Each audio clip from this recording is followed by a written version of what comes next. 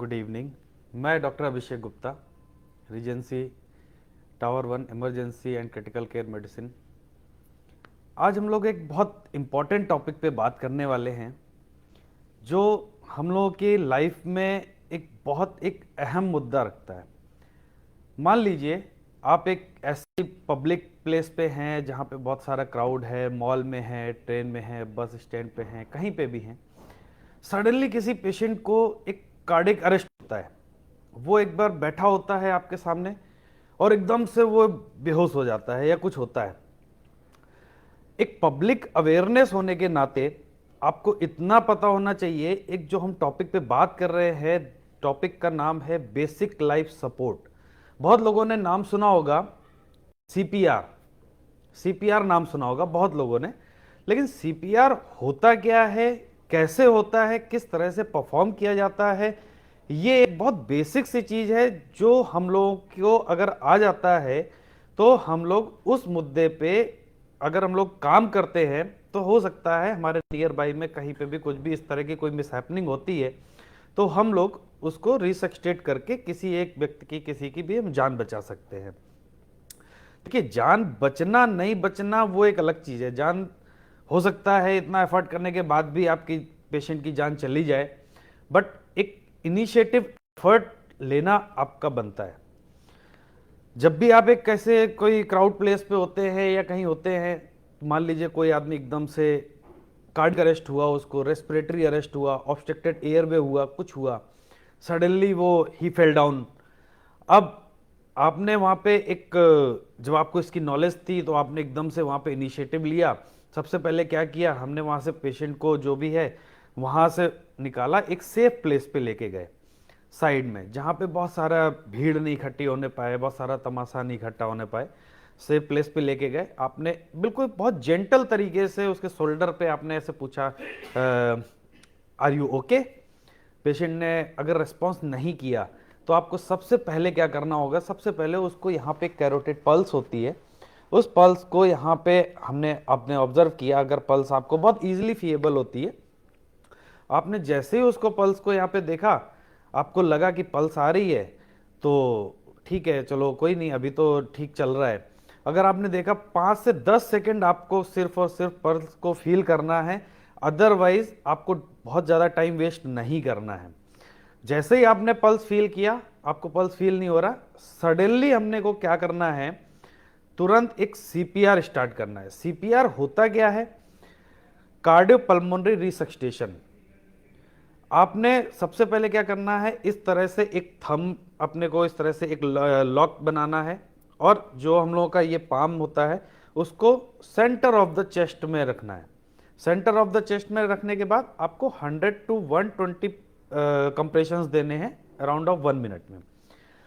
अब उस ड्यूरेशन में क्या होना है, जैसे ही आपका 20 से 30 आपने सीपीआर किया, उसके बाद 15 से 20 सेकंड के अंदर अंदर उसको एक माउथ टू माउथ ब्रीथ दे देना है।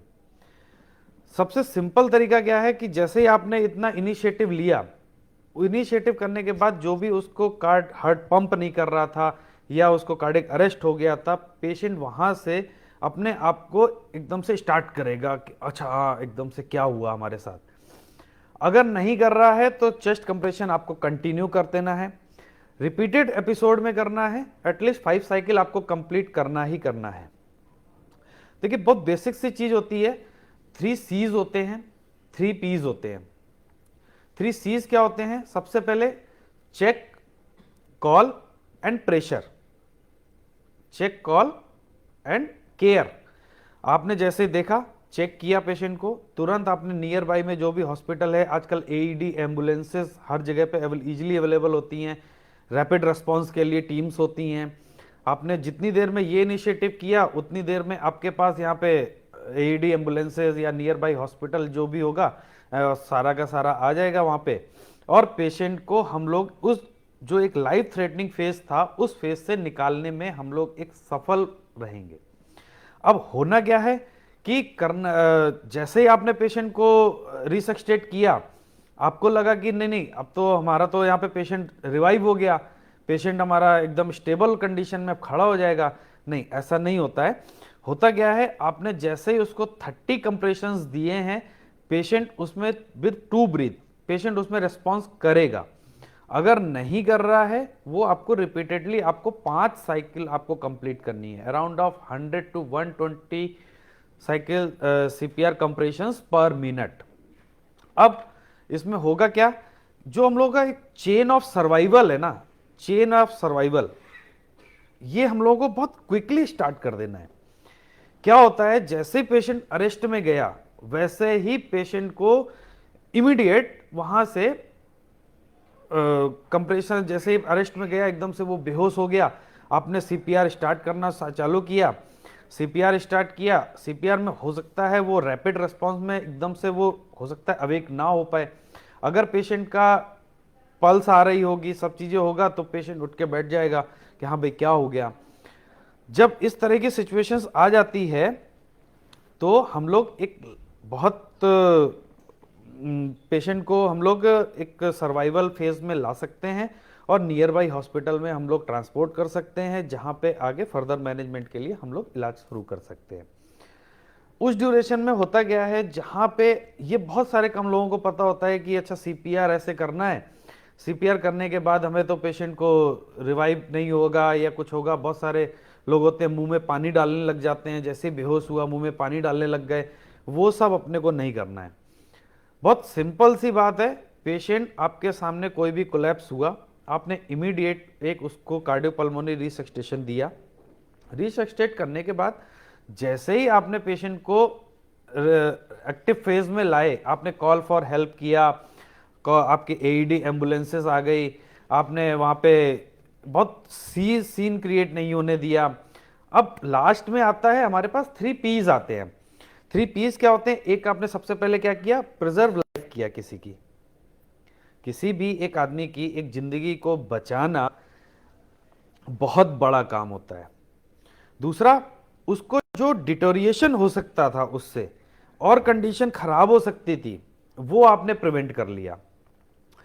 उसके बाद आपने क्या किया, उसको जहां पे भी हमने एडी एम्बुलेंसेस के थ्रू जहां पे भी हमने उसको ट्रांसपोर्ट किया, वहां पे रिकवरी फेज के लिए प्रमोट किया कि भाई आगे का इलाज हो सकता है कभी कभी पेशेंट को सडन कार्डिक अरेस्ट आ गया, या फिर कोई उसको सांस लेने में दिक्कत स्टार्ट हो गई।